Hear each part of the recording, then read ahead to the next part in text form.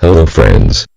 The global economic crisis, the collapse of Greece, the impending collapse of the economies of Italy, Portugal, Spain, Dubai and the subprime crisis in United States may be baffling to most laymen.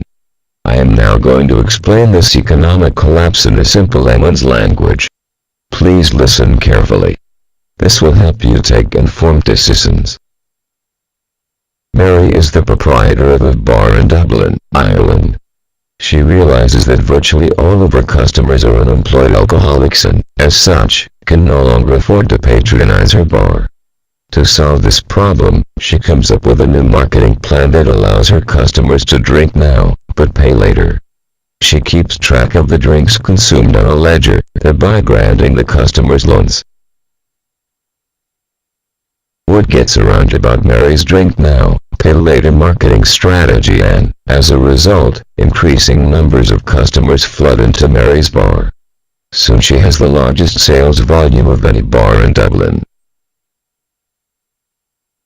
By providing our customers freedom from immediate payment demands, Mary gets no resistance when increasing prices for wine and beer periodically. Consequently, Mary's gross sales volume increases massively. A local bank recognizes that customer debts constitute valuable future assets, hence increases Mary's borrowing limits, seeing no reason for any undue concern in keeping debts of the unemployed alcoholics as collateral.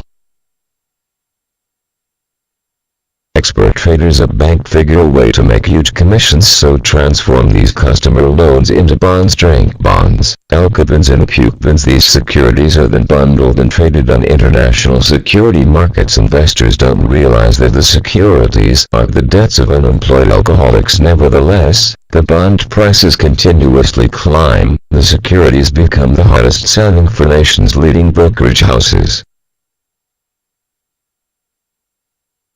One day, even though that bond prices are still climbing, a risk manager at the original local bank decides that the time has come to demand payment on the debts incurred by the drinkers at Mary's bar.